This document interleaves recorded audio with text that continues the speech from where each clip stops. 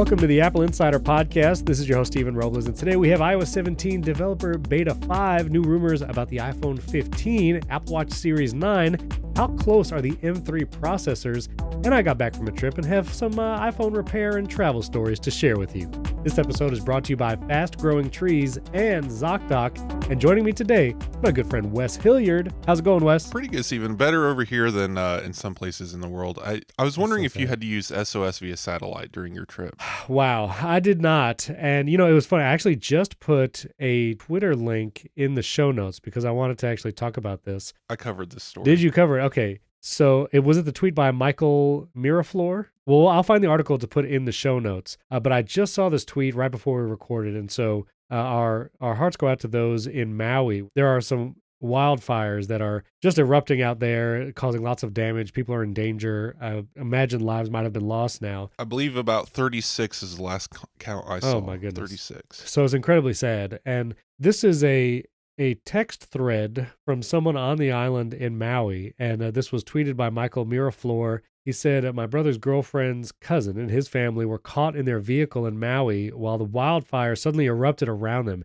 They did not have cell service. And so it was Apple Emergency SOS. That was the only way they could get in contact with first responders. Yep. Literally saved their lives. And then he includes this image of the text thread where this person was using SOS to communicate with emergency services. They were in their car in danger. It took them about 30 minutes to get saved from the time that they started the text thread. But I mean, I didn't mean to start on such a downbeat, but I just find it crazy to think that this piece of technology that didn't exist a year ago just saved someone's life and has countless times now. We've covered it a few times that it's come in handy, people hiking and different situations. But if someone in that car didn't have an iPhone 14, who knows what would have happened with that situation. 5 people trapped in a van or surrounded by fire. It's so wild. And so again, our hearts go out to the people of Maui and those there. And I'm curious, Apple announced that this feature, Emergency SOS, will eventually be a paid feature. They have not made it paid yet. It's still just included with anyone who gets an iPhone 14.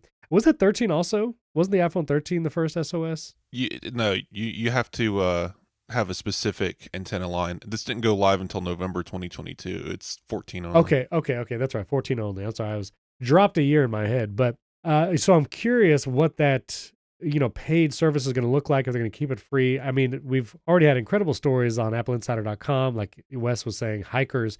I'm curious when the first time, again, God forbid people get lost at sea. But I know living in Florida, I hear stories about young people or people taking out a boat a little too far and then getting stranded out on the water in the Gulf. And there was actually just someone, I believe it was a college-age student, that was rescued recently after something like 20 hours on a boat that he wasn't able to get back to shore. And I imagine the emergency SOS feature would work out at sea like that. It would, and I think the pricing of this, it's not going to be like, thanks for getting your life saved, you owe us $5,000. I don't think it's going to be anything like that. No. A emergency response like this is built into a lot of cities, counties, states, emergency relief funds.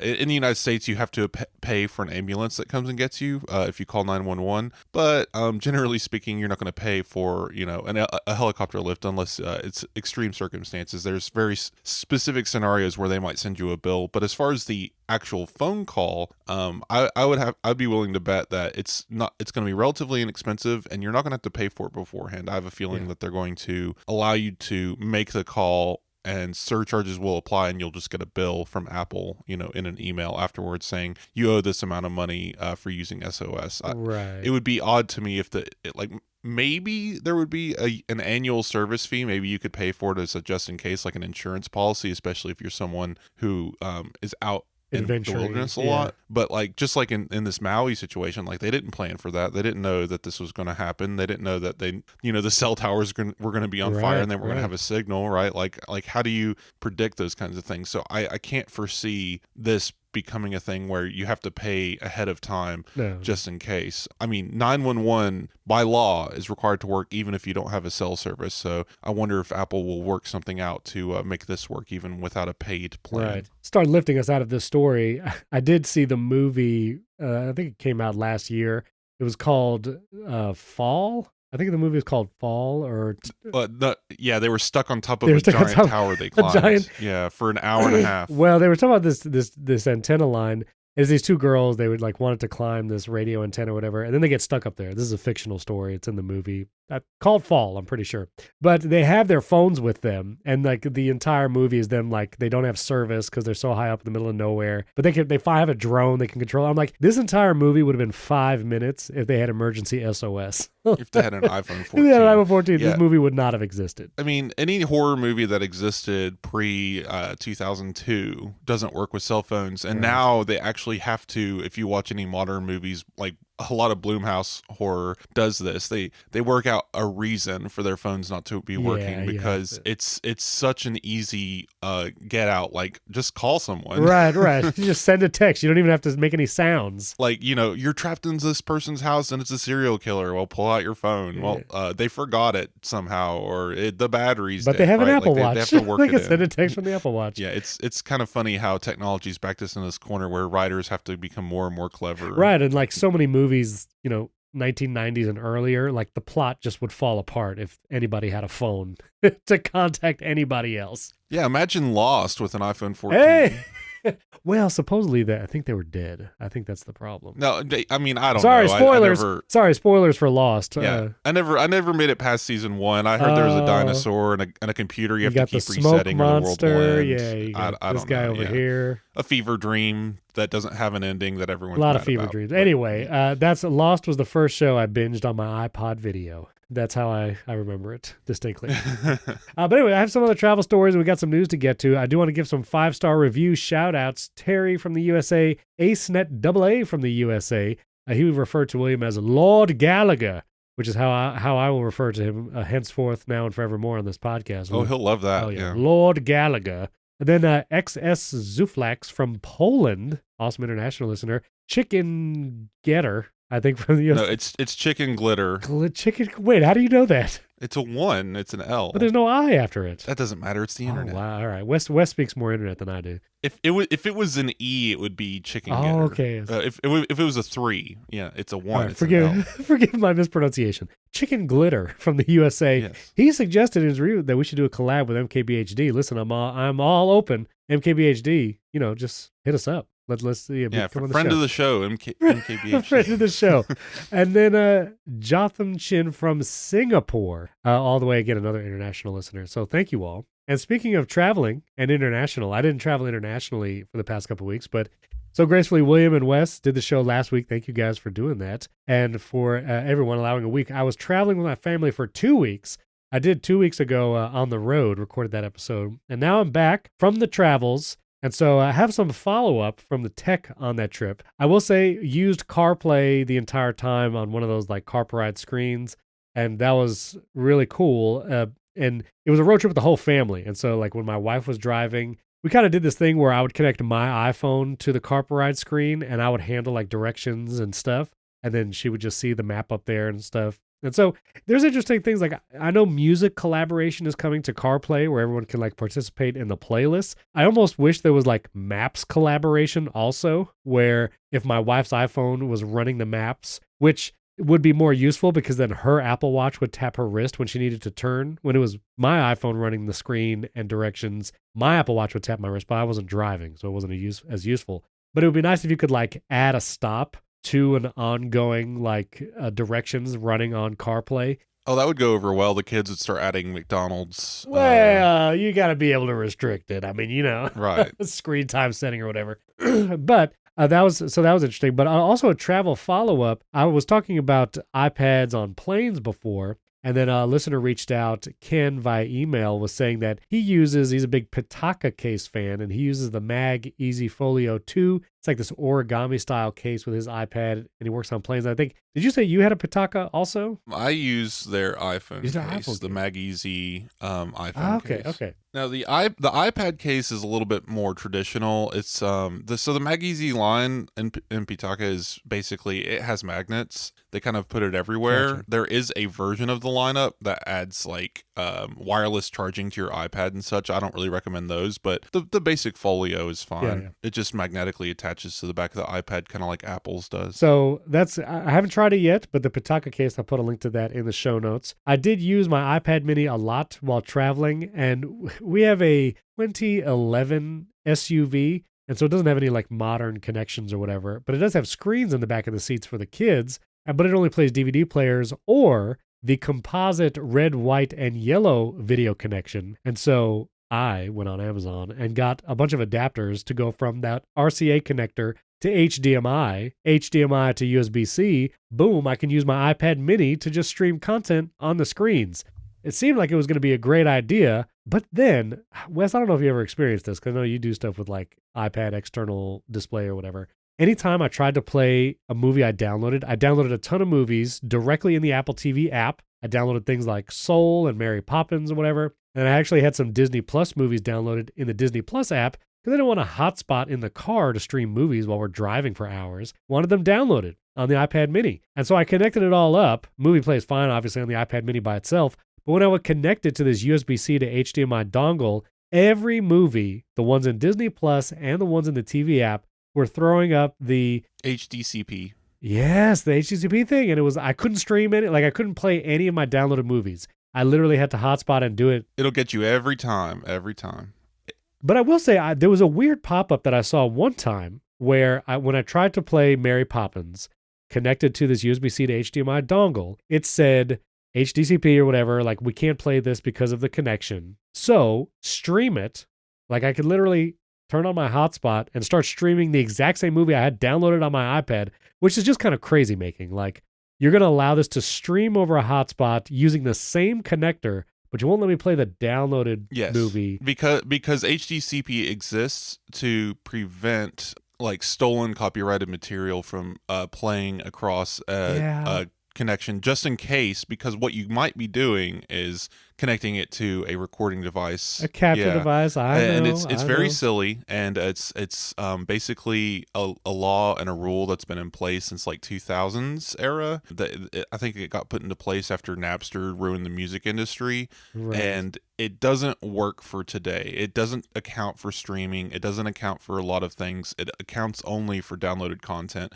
And there's a lot of ways to strip that protection from a downloaded file if you really must. But it's just it's not great. I mean, I would assume it's not even the connector's fault. I think you trying to go over the old connectors is the problem. There's no intelligence there. At that point, it should just be a video signal, but something's getting mucked up in all of the dongle connections. Yeah.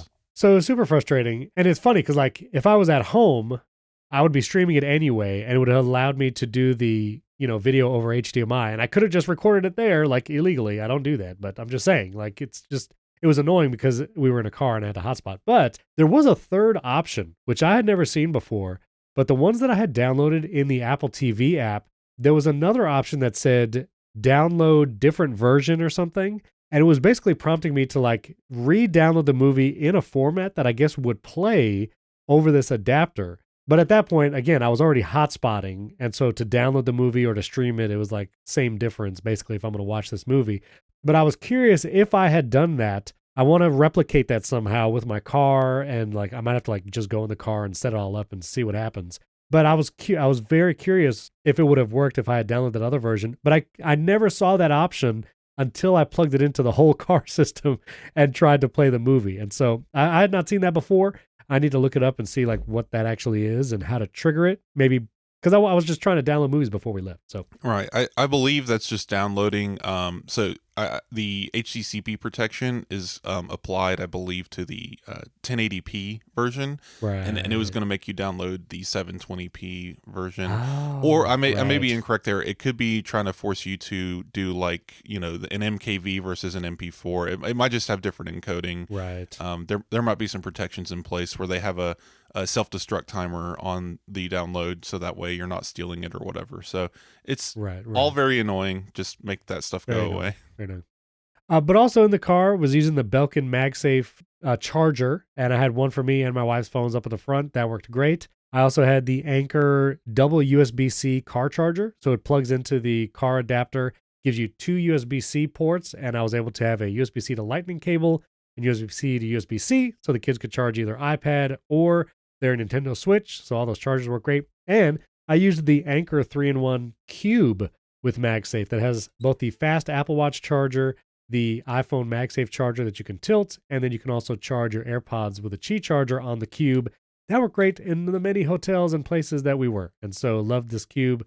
2 thumbs up for that. I also want to mention we went to Washington, D.C. as a family. It was the first time for everybody except me. I'd been there before, but we went to the National Museum of Natural History in Washington, D.C. It's a free museum. You can just go in there. Yeah. And right now they have an exhibit that showcases the raw materials that go into making a phone. I thought, oh, this is perfect. Like, I'm so glad this exhibit was here when we were here. And it's pretty amazing. They actually show raw silicon and how it is processed into a fine powder, and how that's made into the large silicon disc, and then that's cut out to make the different computer chips. They also had like lithium ion and how that goes into batteries, the substances that make up the touch screen and how it all comes together. And it was just an incredible exhibit. So if anyone's near Washington, D.C., I encourage you, if you're planning on going to the museum or going to visit, that phone exhibit was really cool. And they also had this one glass case that was basically a time capsule of cell phones. And they had all the way back to like Nokia brick phones, to like the Sidekick style slide out keyboards, and up like iPhone 5Cs. And it was a very cool display of phones. So the Aerospace Museum has the Science and Technology Department. And that one's actually really cool because if you go in there, they have an iMac G3, an Apple II, an iPhone. That's cool. Like if you go in there, you get to see stuff that's in a museum that came out when you were alive, and you get to say, wow, I owned that, and it's in a museum. There's a PlayStation sitting there. Yes. They didn't have my exact first cell phone, but there was an old Sprint flip phone in this glass case, and I basically told my kids, like, that was my first cell phone. And they look at me like I'm crazy. Funny. They had iPhone 5Cs. The newest iPhone I think they had in there was like a 6 or 6S in this case. But they had the iPhone 5C in multiple colors. And my oldest son, he's 14, and he has an iPhone 13 personally. But he looked at that. There was a white iPhone 5C, and he was like, wow, that looks pretty nice. Is Apple ever going to make a stark white iPhone like that again? Yeah. And as I was looking at it, I was like, that is pretty nice. That's a nice looking phone. And it was a plastic back. The 5C was the color phone. You know, when that came out, it came out in multiple colors. And they did have like lime green and white. And this will be the chapter art, yes, when I'm talking about this. So you can look in your podcast player and see the image. But I was like, man, those were good looking phones. Like those held up, the 5C. Yeah, I just don't think Apple can ever look back to plastic anything. No, they won't. Aluminium, as Lord William would say. So anyway, that was fun. It was good travels, good to be back. And I have some more stories about repairing my iPhone if we have time later in the show. But let's get to actual news. iOS 17 Developer Beta 5, not a ton of changes, but it's out. And also Public Beta 3 is also out now for all the different devices. Slight updates to the check-in feature in Messages, little design tweaks here and there. And one feature that everyone's been asking for in tvOS 17, the betas, is the Locate TV Remote feature, which Apple touted as like this Find My feature during the keynote. It has not been live yet, and it is still not exactly live, but when you go into the Apple Remote Control, like on your iPhone, now running the latest beta, there is a little banner there that shows Locate Apple TV Remote. But it's not like functional yet. Right. Like you can't actually use it to find your remote, but the banner is there. So those banners and those little tooltips that are appearing everywhere in iOS 17, I like it. I'm sure you know, but it's all coming from the Tips app. There's a new Tips API, and Apple is using it everywhere. I'm actually a fan of it. I think some people are against tooltips on a like basic level for some reason. They're like, it should just work by looking at it. Well, if you've ever looked at videos of people using like appliances for the first time, nothing is intuitive, right? Like, right. Like trying to, open a bottle or something. Like it's fun. Go on YouTube and find people using things for the first time. One of my favorite YouTubes, I don't know if they still do it, is the one where they make kids like plug in a Nintendo 64 and get it running. That's funny. But anyway, I like the idea of Apple being better about educating its users and having tooltips everywhere, because I feel like there's a good large portion of the population that just buys these things and they have the default apps on the home screen and then 7 pages of everything they've ever downloaded. They've never customized anything. They've never used shortcuts, and they barely know how to even get to the App Store to download a new app. So hopefully this stuff can help get people to be a little bit more productive with their devices. All right, let's talk about some iPhone 15 rumors. This episode is brought to you by ZocDoc. This sponsorship placement is so perfect because I literally used ZocDoc yesterday as we record this episode so I can give you my full personal experience. I just got back from a long trip. I am not feeling well, caught some kind of bug, and my eye was doing some funny things. I won't go into details. I don't want to trigger anybody. But I really just wanted to get an appointment, get some medicine, and get this thing knocked out. And so what did I do? I did not want to go in person to a doctor's office. I knew it was going to be a simple thing. And so I opened the ZocDoc app on my iPhone. I looked for telehealth virtual appointments that day. Ladies and gentlemen, I opened this app at like 7 a.m. in the morning, and I booked an appointment for 9:15, 2 hours and 15 minutes later in the ZocDoc app. I uploaded an image of my insurance card. Everything was covered. I filled out the questionnaire electronically. I did the video call at 9:15. The doctor actually showed up early, and then I was done. They put in a prescription at the pharmacy that I already filled out in the questionnaire. And already, it wasn't even 9:15 yet. I was already done with the appointment. I could go get the medication. It was all done. Listen, it is just simply the best way. And listen, ZocDoc is a free app where you can find amazing doctors and book appointments online. And that's what I did. I did it right on my iPhone. We're talking about booking appointments with thousands of top-rated, patient-reviewed doctors and specialists. You can filter specifically for ones who take your insurance and are located near you and treat almost any condition you're searching for. And in my case, it didn't have to be located near me because I did a telehealth appointment. I did search for doctors for my particular issue, and I was able to see all those star ratings and the available appointments they had for the same day. And those reviews are verified reviews from actual real patients, not bots. And I was able to book that appointment so quick. It was just such an easy experience. I cannot recommend it enough. The average wait time to see a doctor booked on ZocDoc is between just 24 and 48 hours. Again, I had a very unique experience, but if you're trying to do those telehealth appointments, you might be able to get one same day like I did, which is amazing. Find the doc you want, book them immediately with just a few taps. No more waiting awkwardly on hold. I didn't have to make any phone calls. It was amazing. So go to ZocDoc.com/AppleInsider and download the ZocDoc app for free. Yes, you can just go to the App Store and search there, but let them know that you found us. But let them know that you found ZocDoc through the Apple Insider Show. Go to ZocDoc.com/AppleInsider, then find and book a top-rated doctor today. That's ZocDoc.com/AppleInsider, ZocDoc.com/AppleInsider. Our thanks to ZocDoc for helping my appointment just go so smoothly and for sponsoring this episode. You know, typically Apple does not do the event after Labor Day, which this year I believe is September 4th. And so maybe it will be the 12th or 13th. What's your prediction right now? The stories say that Apple's event is lining up with the 12th or 13th, which 13th is a Wednesday, fine. 12th makes more sense. Apple traditionally does these on Tuesdays. I'm still hopeful for the 6th, which is 2 days after Labor Day, because Apple has one working day before the event so it can get set up. They don't set up on holidays. Yeah, apparently I've seen some people posting in private channels that they're currently filming the event, which I guess makes sense. It's about a month out. Sure. I don't know. Apple can do this whenever they want.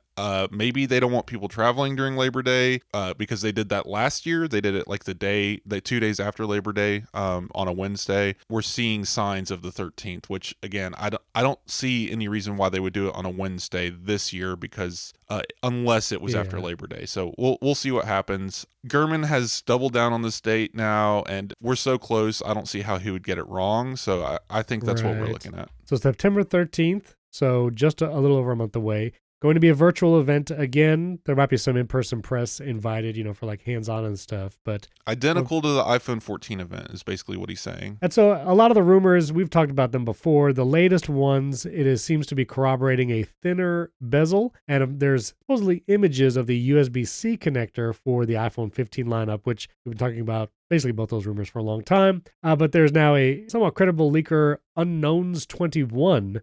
But he was calling out that the images might be... Okay. You're the rumor. I saw your title's now the rumor expert, by the way, on the Apple Insider website. So you tell us. Yeah, I thought that was fun. I didn't make that my title, but it is my because I wrangle all these. It is your function. Yes, it's your function. Yeah, I do study all these. This basically started out as there was a tweet from Kosutami-san.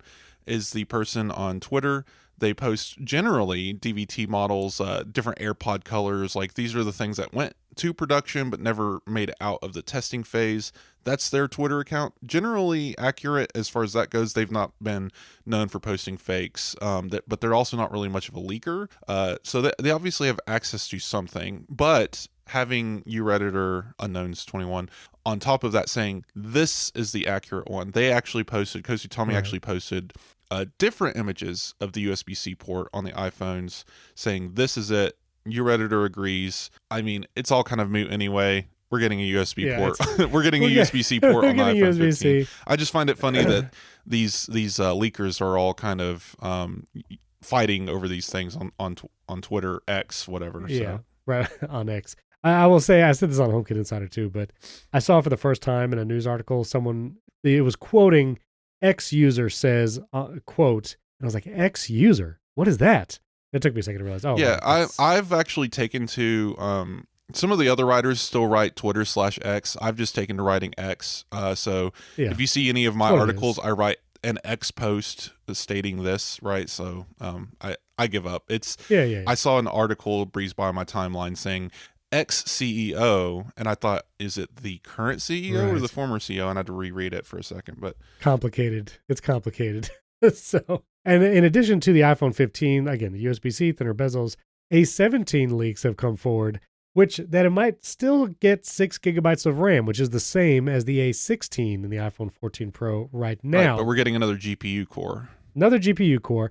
I'm curious what the non-Pro model iPhone 15 is going to get, because A16. It'll probably get the A16. Right now, if you're not aware, there was a few years where the regular line and the Pro line would get the exact same chip. And then in the 14 lineup, the regular 14 has the A15 still, which is the same as the iPhone 13. They just kept the same chip. And it seems like maybe they'll just keep the base model iPhones on that previous year cycle. Probably saves on cost, especially for like supply chain. They have a bunch of those chips already produced. And honestly, I don't think anyone is really complaining or looking for a much faster iPhone chip that is using, iPhone 14. Right. If you look at your phone now and you say, wow, this thing's slow, I don't know what to tell you. Looking at how Apple's done this the last couple of years, it's a new pattern. They're doing this. There's actually evidence pointing to that, and I put an article in the show notes we can reference. So first of all, the previous year's base iPhone stays for sale. So the iPhone 14 with the base A16 processor will still be for sale. The iPhone 15 base model and the iPhone 15 Plus will get the iPhone 14 Pro A16 chipsets in those phones. And then the A17 goes to the iPhone 15 Pro and iPhone 15 Pro Max. And we have actual evidence pointing to that actually occurring this year.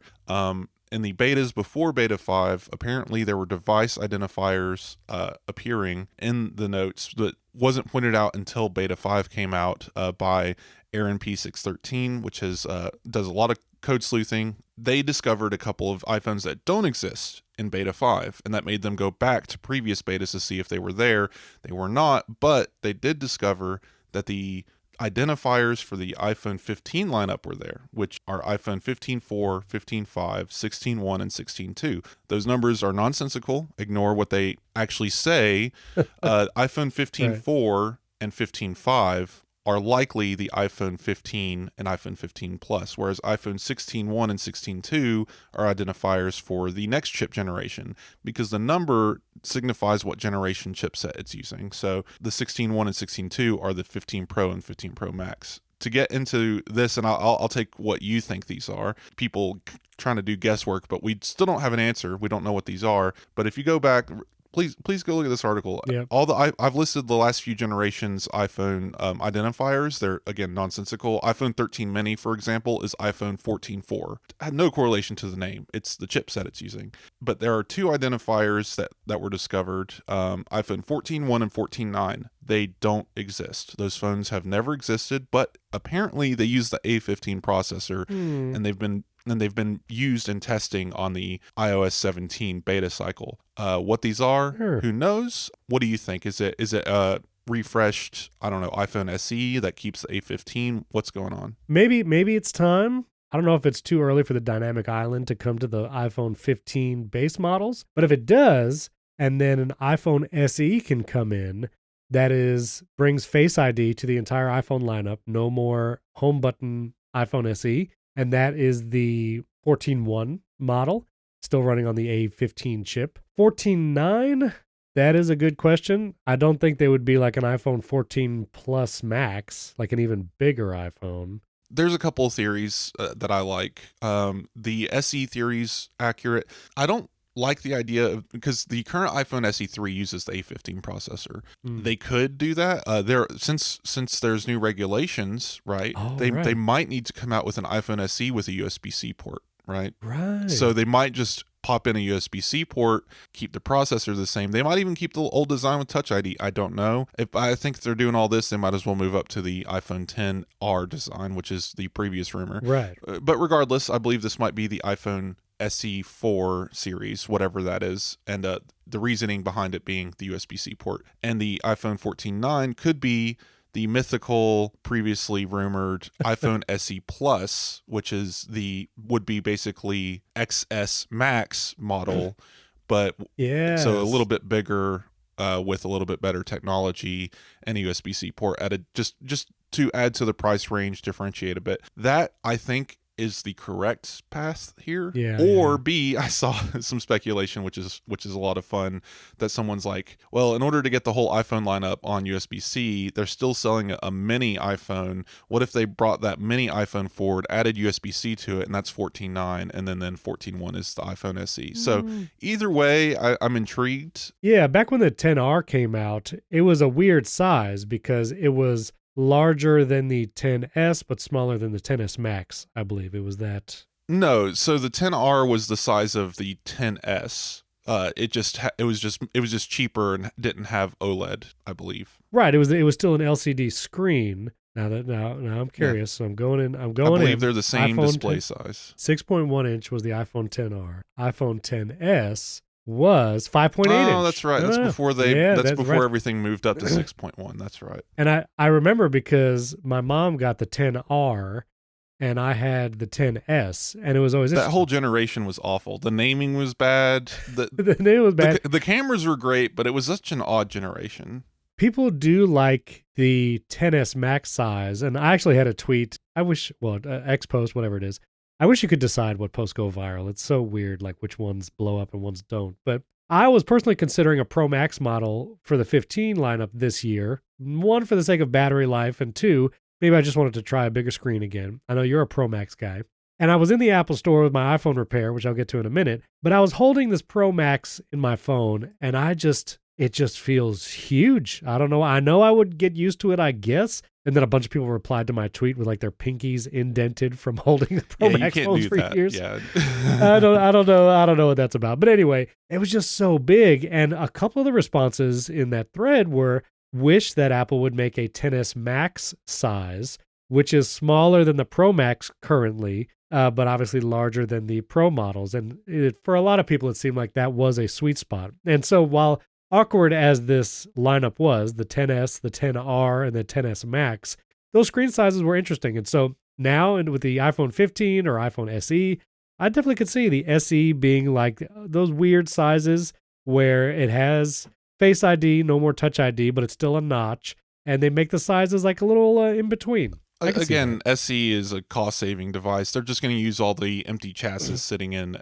warehouses. So I don't think they're going to make a special new model, but they're just going to use whatever's there. So if the XS Max and for an SE Plus and the XR frames or XS frames, whatever, are sitting around in a factory somewhere, they'll probably just dump a bunch of junk in there, A15 processor, call it the SE4, SE Plus, and then move on from it. We ask this question periodically. I'm curious, when is Apple going to either A, drop the number from the iPhone lineup and go with something else, or like is it just going to be the iPhone XX or iPhone 20?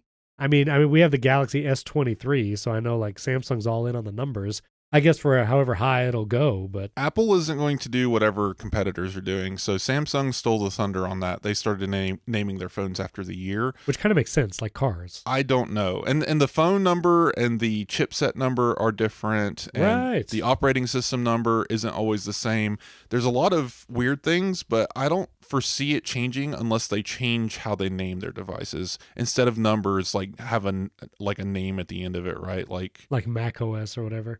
But I don't think, but the iPhone has to be easily recognized as the new model because that's the biggest device that Apple sells. And when people go in, unless they change the modifier, iPhone Air or something. Like I just don't. Yeah. The counter isn't going to just reset or change as long as it's called iPhone. Right. They had a chance to mess with it with the iPhone 10 with the X nomenclature. Right. They could have called it the iPhone 10-1-2 or Roman numerals. Just go all in on like Super Bowl or Roman numerals. I'm not sure.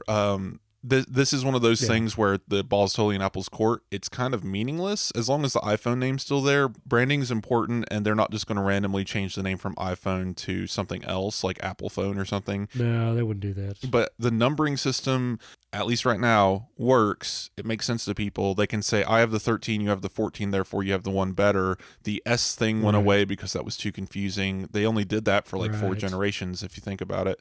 So we'll see. I don't know. I'm team whatever. I don't care. Name it whatever you want. It's going to be like the phone doesn't change based on the name. Right. Yeah. I'm curious. Oh, speaking of failed, not knowing when a tweet is going to go viral or not. I came up with something I thought was silly yesterday. I just wanted to know your opinion of it. I was bored and for some reason had the 9 circles of hell trapped in my head. And I was like, you know what? I'm gonna make a post about this. So here's my 9 circles of hell for the tech world. Okay. All right. So bear with me here. So circle number 1, you have the iPhone, the phone app in your dock. Right, so that's where you go. This is where you go when you die. Number 2, you use an emoji in your contact names. Wow. Circle number 3, you have the Facebook app installed, period. Wow. Number 4, you have a crypto wallet app. By the way, these align with specific natures, like circle number 4 is greed, if you didn't know. Number 5, the Twitter app is on your home screen. That's anger.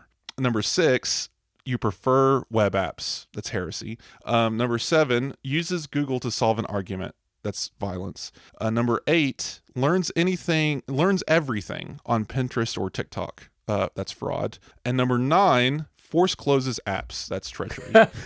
I'm down with that last one for sure. Yes. We might need to work those a little bit, but I was just. We can workshop on that. I like that. I like the idea. That was fun. It was silly. I can see an Apple TV Plus original show maybe. No, that's funny. All right, Apple Watch Series 9 finally also most likely coming this fall. We don't have a ton of rumors about it. I think, obviously new processor, but there was one rumor, this is also from Kosutami, I believe, was that there'll be a new fabric band from Apple. This will be a first-party Apple Watch band that will also have a magnetic buckle. And so that's exciting to me. I like the magnetic buckles. I was a Milanese loop guy originally, and I think the modern leather band is a magnet right now.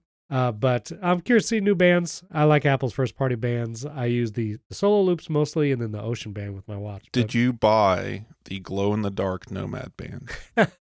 I saw that on social media, and I was like, I mean, that's pretty cool. But no, I didn't. I ordered one. They sold out that night. By the way, I don't think they're going to make a new set. So, but I got in on that at the end of the day. I said, you know what? Halloween and stuff's coming up. Let's have a glow-in-the-dark band. Let's play around with this. That's pretty cool. Glow-in-the-dark stuff I remember as a kid was like, the thing. Yeah, no, everything. You had to have the shoes that light up when you walked, and your T-shirt, if you went bowling, had to light up in the black light. Yes. All of that stuff, yeah. So let's bring it back. Love it. Glow-in-the-dark iPhone case. Oh, yeah, that'd be good. This episode is brought to you by Fast Growing Trees. This summer, you could spend thousands of dollars on planes, hotels, and tourist traps, or spend less money on a beautiful garden that will give you years of pleasure with fastgrowingtrees.com right in your home, or you can even get potted plants for your apartment. Fast Growing Trees is the way to go. They have thousands of easy-to-grow plant shrubs and tree varieties curated for your unique climate. You can tell them what region of the states that you are living in, and they'll recommend trees, shrubs, whatever you would like for your climate so you know they will thrive. And the worst part about buying trees and shrubs and that kind of stuff is going to the hardware store, trying to put it in your car or truck, and dirt's getting everywhere. Don't do that anymore. No more waiting in long lines or hauling those heavy plants around. With fastgrowingtrees.com, you order online and the plants just arrive at your door in just a few days. And they package it so nicely, I was able to carry it through my house into my backyard. No dirt gets anywhere. It's amazing. And if you don't have a green thumb, don't worry. Fast Growing Trees plant experts are just a Zoom, chat, or phone call away, always available and eager to help. Again, I've ordered multiple times from Fast Growing Trees. You've heard me talk about my Carolina Reaper plant where we actually used that in some fajitas, and that was amazing. We've gotten persimmon trees, a peanut butter fruit tree. I like having the whole family come together and pick out some plants that we're going to get delivered to our house, and then hopefully with the idea that we can all plant it together. And with Fast Growing Trees' 30-day Alive and Thrive guarantee, everything will look great fresh out of the box. So join almost 2 million happy Fast Growing Trees customers and go to fastgrowingtrees.com/AppleInsider now to get 15% off your entire order. 15% off at fastgrowingtrees.com/AppleInsider. Our thanks to Fast Growing Trees for sponsoring this episode. All right, these are from Mark Gurman. More rumors that the M3 Max chip is being tested. Also, rabbits are furry, but that the M3 Max chips will go up to 48 gigabytes of RAM in the MacBook Pro, and it will have 16-core CPU, 40 GPU over the M2 Max, which has 38 GPU cores and I believe a 12-core CPU. Existentially, who are these rumors for? Is there someone out there like baseball teams marking down stats on a board like, oh, it's going to be 48 cores this year? I mean, yeah. I get it. I do. Believe me, we write about it, but at the same time, it does feel a little silly. And the next chip will be out eventually, and it will be better. Right.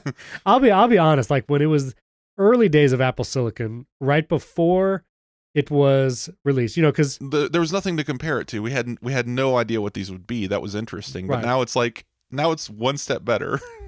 It was hyper exciting because it was at WWDC in 2020. Apple said Apple Silicon Macs are coming, and then had the developer kit of a Mac Mini with an A12Z, which was not the M1 chip that was going to ship with the first Apple Silicon Macs. That was a very exciting time because it was like, what is Apple going to call these chips? What is the performance going to be like? M1 lineup, amazing. All the way through, and it was also very exciting through the Mac Studio launch where we get the M1 Ultra, the biggest chip. M2 lineup, very cool, powerful. I feel like excitement is dying down. Yeah. Once the Mac Pro was announced with the exact same M2 Ultra as the Mac Studio, I was like, all right, I think we're good here. And now, yes, Apple is going to make the M3. Yeah. Guess what's going to come after that, everybody? Say it with me.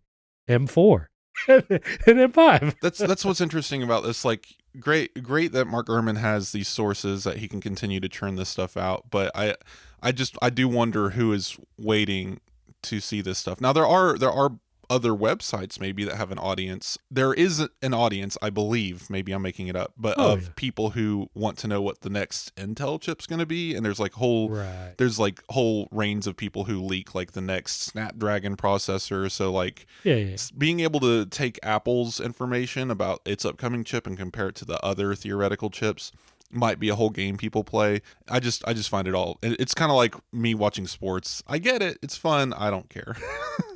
Yeah, and I think Apple is going to keep making silicon chips. They're going to get better. Every once in a while, there'll be a leap in performance because of some, the 3-nanometer process becoming the thing. I think it's more interesting, when are they going to put something new in the iMac? I think that's the biggest question. That's interesting, but I also think, for me, the conversation has shifted away from power. Because, believe me, I used to watch the keynotes for Apple.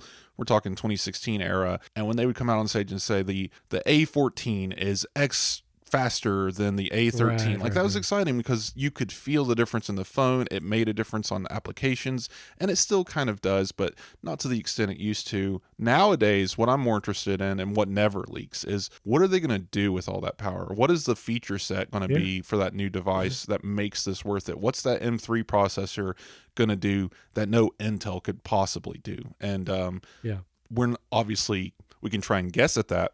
We'll see. Maybe they'll finally do that gaming push everyone's been talking about. I'm also curious. I saw this somewhere on social media where the question was would they put a Pro level chip in the iPad Pro? I feel like that might be coming. We have the Mac Mini An now. M1, an M3 Pro could arrive in a larger iPad Pro, but again, it's getting Yes. to the point where it's not about what can fit in the physical container; it's how it can be cooled. And since the iPad Right. Pro is passively cooled versus a MacBook Pro, which has a That is fan, a right? fan. So Yeah. Yeah. um, Yeah.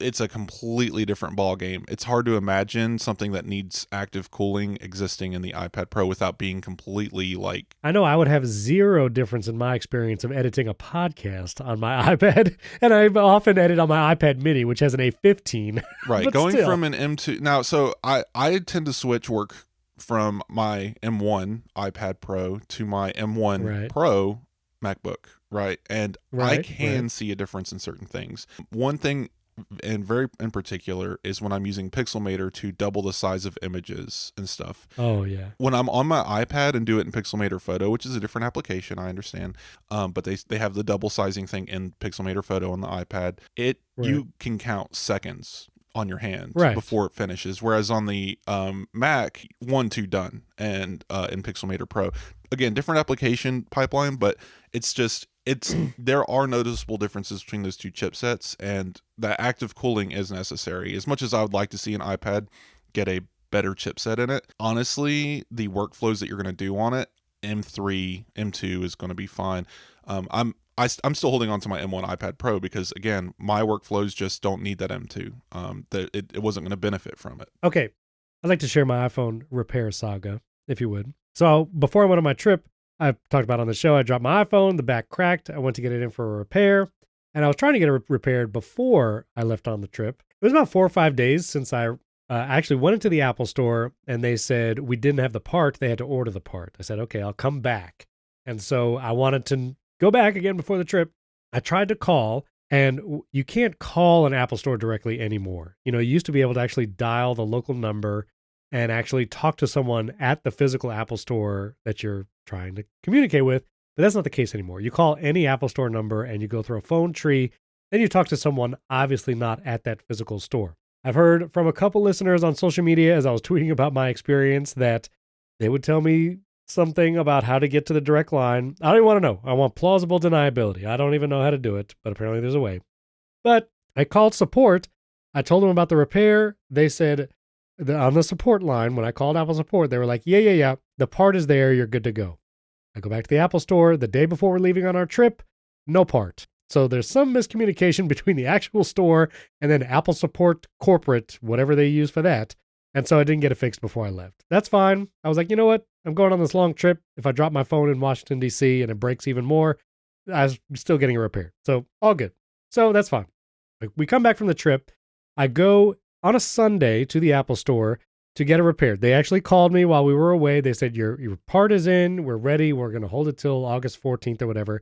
You don't need to make an appointment. Just go in. So I go in like Sunday afternoon. I had forgotten that Apple stores close early on Sundays. They close at like 6 p.m., I think. And the whole mall, it's a mall store. So the whole mall closes at 6 p.m. So I got there like in the middle of the afternoon. Turns out I returned at 5:50 p.m. when they told me to come back, and they did not complete the repair. They didn't even get to it, apparently. By this point, I had already wiped the phone. When they were going in for this repair, they said, we're going to have to erase your entire phone, make sure you have a backup of it, and you're basically going to have a new, like from the start phone again. I was curious about this because I thought they were just replacing the back, but I did have several geniuses reach out on social media. This one on Threads, this was Lorne813, and they were saying when they repair the back glass, they actually replace everything but the display and camera. So they take the display and camera from your old phone that was broken and put it into a new casing that is not cracked and stuff. So that is why they have to erase the phone. Like the actual SSD that's holding all your information is no longer in the phone that you're getting back. It's just the camera module and the display from your old phone that they keep. So I thought that was an interesting point, and it makes sense you have to erase it. So I had already erased it before I gave it to them to repair. And now at the end of the day, they're like, well, we have two choices. We can give you your broken phone back. You can come back tomorrow morning and we'll fix it then. Or you can just leave it here overnight. We'll fix it. You pick it up tomorrow. I mean, it's going to take me all night just to restore it from the backup. So I was like, I'll just leave it. Let me just leave it. It'll be fine. I got my Apple Watch Ultra with cellular. I got 2 iPads. Like, it'll be fine. So I left my phone there. I walk out to my car and I go to text my wife that I'm headed home. And I realized, oh, wow, I don't have a phone right now. Like, and I had my iPad mini with me because I knew I wanted a second device where I could like approve 2-factor codes if I needed to. So I had my iPad mini, but I don't have cellular connectivity on the iPad mini. So I was like, well, I can't do anything there. The mall is closed, so I can't go back in the mall and like find a random Wi-Fi network. So I was like, okay, well, I still have my Apple Watch Ultra. I have cellular connectivity. I'll just text her from there.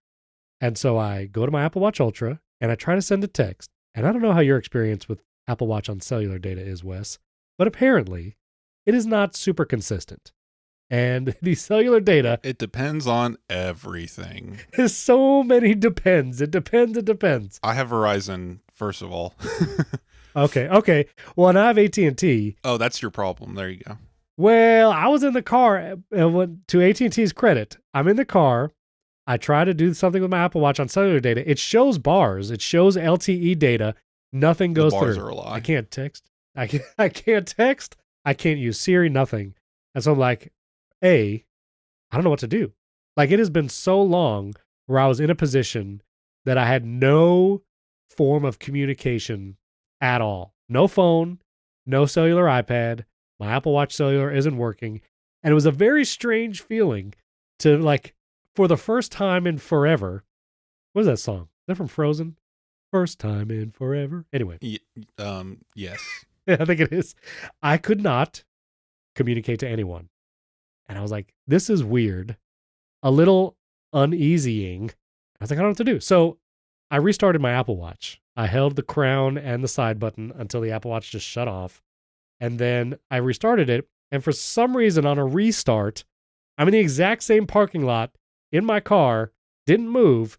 Now cellular is working on the Apple Watch Are you Ultra. on beta on your Apple Watch Ultra? No betas. No beta on the iPad mini, no beta on the Apple Watch. I don't roll with the watch betas. It could have been looking for the phone that was previously attached and it was confused. So the reset might have just fixed that. Yeah. I will get to the repairing of the Apple Watch in a moment. iPhone. But anyway, for the iPhone and the Apple Watch. But so restarting the Apple Watch, I was able to get cellular to work. I had my AirPods Pro. And so I was able to make a couple calls with the Apple Watch directly with my AirPods Pro, and that started working. Such a weird feature request at that point. I was like, I almost wish I could hotspot my iPad mini to my Apple Watch Ultra cellular connection. Oh man, your battery would be gone in a minute. It would be gone in a minute, but I was like, no, that's ridiculous. I know that'll never happen. So anyway, I get home, I'm rocking with my iPad mini. My iPad Pro has cellular because I did get my M2 iPad Pro with cellular, so I'm using that if I'm not home or whatever. But it was interesting how it was amazing the upheaval it brought to my life because without the phone, I didn't realize this either. All the cards that were on Apple Pay in my wallet are removed because I erased my phone. When you factory reset, yes. Yeah. Yeah, when I factory reset the iPhone. So I was trying to get gas on my way home, and there's a gas station where I always use Apple Pay, and I lifted up my Apple Watch, I double-clicked the side button, and I saw none of my cards. And I was like... Those tokens are assigned by the phone and stored in the secure enclave, right? Yeah, so... And then also, I usually control my smart home devices with my Apple Watch because it's always on my wrist. It's just easiest to do that. I just hold the crown. There's no confusion about it. Did I trigger the, hey, whatever. And so I couldn't control any of my home devices. And I was like... You were essentially signed out of iCloud on the Apple Watch, but it still had the functionality in the apps. This is why you still have to set up an Apple Watch that you buy new with an iPhone because there's a lot of dependencies. And it was just weird. Like I would get texts sometimes, like even SMS texts, because I was meeting someone the next day. I didn't have my iPhone yet, but they texted and my watch got it because the AT&T number sync will send the SMS directly to my watch. So I was like, it has nothing to do with your phone on that one. Right. So it's just this bizarre experience of like the watch usefulness drops significantly when the iPhone is not around. See, this is where people are always like, what can they do more with the watch? Why even bother releasing a Series 9 this year? And this is where we get to, it's not there yet. Now, when we get to the day where you can leave your phone behind, and of course that means leaving behind a camera, and that's why I'll never be able to leave my phone behind. Right. When can we just use the watch to do everything? And we're just not there yet. The battery life isn't there. If I had to stay connected to cellular all day, your battery would last 5 hours. Yeah, and I was glad I had the Ultra, because the day and a half that I just had my Apple Watch Ultra, it did last just being connected to cellular, Wi-Fi when I was at the house, but cellular when I was out. And I was happy for the battery life. But yeah, I mean, I've consistently been able to make phone calls and texts from my watch. Like I frequently will go swimming, and when I'm out in the lake, I'm far from my phone, and I'm able to make a phone call from the lake. So like, yeah. I haven't had that experience where that just doesn't work, but I can't foresee just using the watch for everything. No. And so I'll quickly abbreviate the rest of the story. But basically, I did pick up my phone the next day. It was repaired. My battery health is now 100%, which is hilarious because I'm going to trade it in a month for the iPhone 15. But that's cool. So the phone is good. I will say, for the past number of years, every time I upgrade my iPhone, which is every year on launch day, the device-to-device transfer for an old iPhone to a new iPhone is sublime. It is so good. It keeps you logged into so many things. There's so much that you don't have to manage when you do that device-to-device transfer. And so with this one, I didn't have an old device, so I was restoring from iCloud backup, which I have not done in a while. And I just have to say, restoring from iCloud kind of sucks. It's like, it's amazing that it works, and it has all my data saved. Passkey, I was a little worried about passkeys because I have several accounts, like my Google account, but passkeys sync via iCloud keychain. So it's not tied to the iPhone that I wiped and gave away. It's actually on all my devices because of iCloud keychain. So it's amazing that it actually works, but repairing the Apple Watch never worked. I actually had to factory reset the Apple Watch Ultra, repair it with the iPhone, and restore from a backup. I had to log in to basically every app on the iPhone after it was restored from iCloud. I had to, my Hue hub and other smart home devices, like I opened the Hue app to start my SyncBox syncing, didn't connect to the Hue hub. I actually had to resync the Hue hub by clicking the button on top in the app. So it's just iCloud backup and restore. Again, great that it exists. So thankful for it. But if you ever move iPhone to iPhone, do the device-to-device transfer. And honestly, the repair for my phone was $30. Thanks to AppleCare Plus. Again, totally down with AppleCare Plus. Really enjoy it there. So $30 to fix it. But there was also an option when I first broke my phone to do a $99 like express replacement, where Apple would have just sent me an iPhone in the mail and I would have just sent the old one back. And it's more expensive, $99 versus $30. But all like the headache of those couple days, not having the phone, iCloud restore, repairing the Apple Watch, I almost wonder if it would have been worth it to just have them send me a phone. I could have done device-to-device transfer to set up the new phone, would have had to done all that rigmarole with logging in, and then just mailed back the old one. I might do that. Is that $60 difference really saving Apple any money? Because they're replacing the entire phone anyway. The only thing that is different, I mean, that the camera piece and the front glass, I mean, are they really saving that much keeping that and just changing the back end? Like, I mean, I imagine the camera module is a good amount. Right, but I just don't understand why, like, the difference in pricing here and why the option even exists. Just send the new piece, use the parts from your old phone and a refurbished device, move on, right? There's also shipping. Like, I understand, like, they're paying for twice over shipping. They're shipping you the phone and then giving you the label to ship it back. You know, that's not on you. But I agree, like, that express fee is probably worth it for people who rely heavily on their phones. Yeah, and it was wild. So, again, everything's back to normal now, except for my family set up Apple Watch, which, again, it never repaired, and I'm going to have to factory reset my son's Apple Watch SE to get it to connect, but otherwise everything was fine. Last thing I'll say is, while I was there in the Apple store, because I spent a lot of time there the past couple weeks, I was eyeing the iPad Smart Keyboard Folio. This is not a new device. This is like Apple's keyboard folio that was before the Magic Keyboard, right, which I had with my 11-inch iPad Pro for several years and really enjoyed it. And as I've been traveling and realizing, man, lightness of device is such a key factor when you're taking stuff around. You can pour water on it. You can use it in sand. And the Magic Keyboard, I love it, but it's just so heavy and chunky. And if I have a backpack where I'm trying to fit my MacBook Pro and an iPad, I always go iPad mini because the Magic Keyboard is just so thick and heavy. So I was like, you know what? I want to try the Smart Folio again. So I got the Smart Folio keyboard. I'm using it with my 12.9-inch iPad Pro. Love the thinness, love the lightness. I immediately missed the trackpad. Mm-hmm. Like, I was like, oh, I got to touch the screen for everything. Like scrolling, I can't two-finger scroll. Like, that kind of sucked. So, like, there are things I miss about the trackpad, but it is so much lighter. And I do find myself using my big iPad more now that it's lighter and just nicer to carry It's around. good. So I'll do a follow-up. It's good But yeah. for pure writing purposes. Little side note, I actually, so when I first got hired at AppleInsider, this is December 2019 that I started working, I was iPad only, and I stayed iPad only for about 2.5 years. Yeah. But if you guys are doing the math, advanced trackpad system and Magic Keyboard did not exist at the time.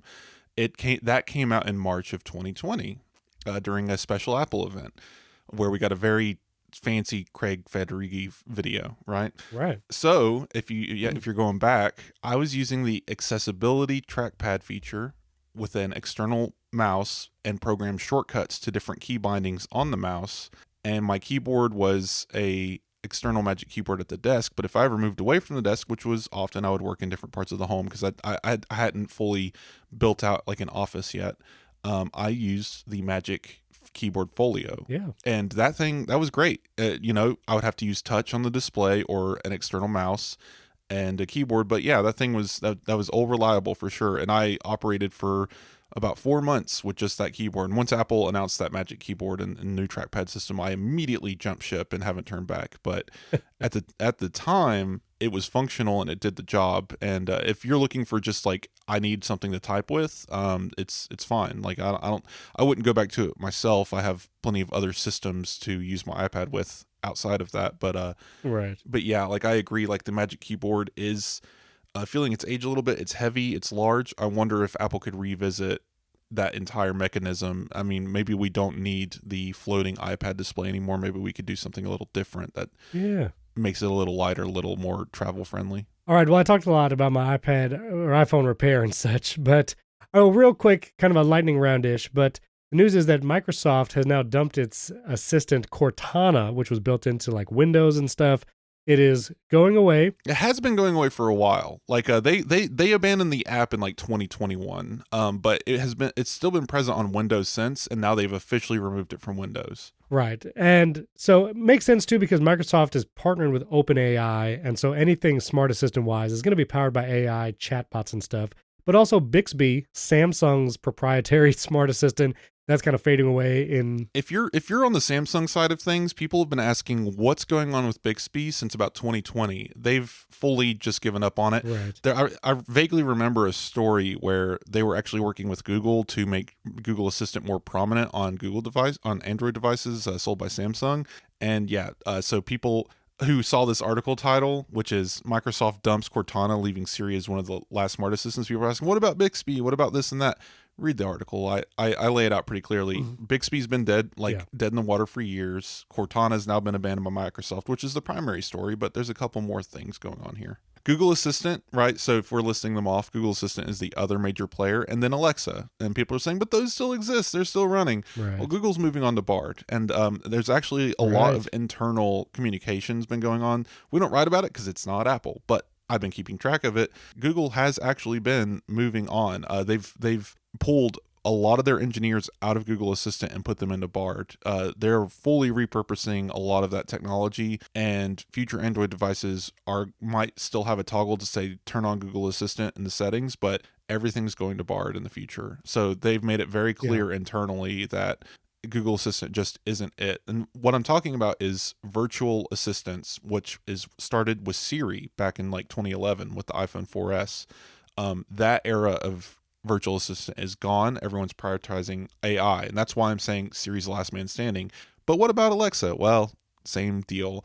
You remember those 100,000 Amazon layoffs? Well, A lot of that was the Alexa division. Alexa's bleeding money. They may have just come out with new devices, but those were already in the pipeline. Sunk cost fallacy. They were going to release them no matter what.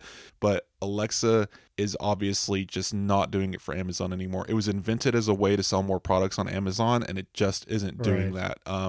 So they're rethinking, they're pulling back their divisions, they're removing people from engineering there. Alexa's just kind of existing. But we just had a WWDC where a bunch of new Siri-focused features exist, and Siri is tied into a lot of the intelligence inside of iOS. So I just wanted to clarify that Siri as a virtual assistant, as an intelligent assistant on the device, I think is Apple's future.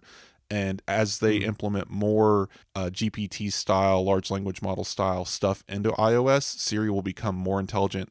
I don't think it'll ever become a chatbot, but I believe that that is Apple's future. And so we can safely say that Siri's the last man standing from that battle that started in 2011. Everyone else kicked their assistants out and have started replacing them with the brand new and shiny, whereas Apple is still leaning on the Siri name and ecosystem. So just interesting to observe. Which I'll throw this article also, but Tim Cook had confirmed that Apple's been working on generative AI for years, which of course makes sense.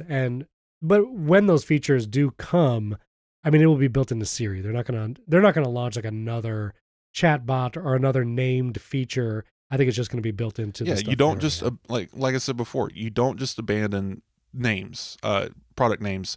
Siri is a household name. People still to this day call every tablet they see an iPad. I've heard a lot of people refer to Alexa as a Siri device, like just because again, like this name has been around so long, it's all interchangeable, and now all of my devices are trying to listen to me. All right, and finally, there's some new playlist from Apple Music Discovery Station. Or is it a playlist or a station? It's not a playlist. Yes, it is a station. So you were probably away from your computer at the very least when this was going on, but I actually stumbled into this and was, I think, one of the first people to break it. Now, it's been popping up for the last year or so. Apple's been kind of privately testing it, and I think some people got pulled into one of those like public betas that they don't tell people are a public beta. It's just, hey, look, it's here, go click on it. I noticed that the artwork had changed for the personal radio station, which will usually be named something along the lines of Wesley Hilliard's radio station, which is based on your algorithmic tastes built in Apple Music. That one will pull from your library, your likes, right? Stuff like that. The Discovery Station is a new algorithmic station, but instead of pulling from songs that you've already liked or already added to your library, it's not just going adjacent, it's going left field. It's trying to find new things that you've possibly never heard before, never listened to on Apple Music, never liked, and playing it. Now, I've run into a couple of repeats, or I've run into deep cuts in albums. Like I'll have added the title track from an album, but not added this song from this album. So it's starting to do that a little bit with me. I've been listening to it nonstop for like 4 days, but it has been really good. So if you've found discovery on Apple Music to be difficult, this is definitely Apple's play at competing with Spotify discovery and trying to find new music. Like go give it a listen, because it so far for me it has been excellent. I was going to ask you about it, but obviously you haven't used it yet, so go check it out. Very cool. All right, well, that's a little bit longer of a show, everyone, but thanks for sticking around and tuning in. Let us know what you think. Wes and I are on all the things: Threads, X, Mastodon. All those links are in the show notes. And of course, you could support the show at patreon.com/AppleInsider or directly in Apple Podcast. One quick word too about custom chapter artwork. I've gotten some tweets. I'd take great care in actually adding custom artwork to every chapter. So as we talk about different topics throughout the show, you actually see the images of what we're talking about in your podcast player. And it works in pretty much every podcast player. The only way you might not see them, unfortunately, is actually if you support the show directly in Apple Podcasts.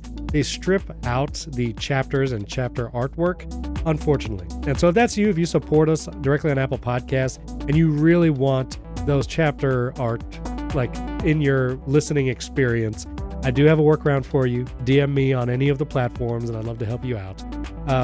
But actually show me that you actually subscribe too. I'm not just, anyway. But anyway, thank you for the many of you who support the show on the various platforms and for the 5-star reviews and for tuning in. And we'll catch you next time.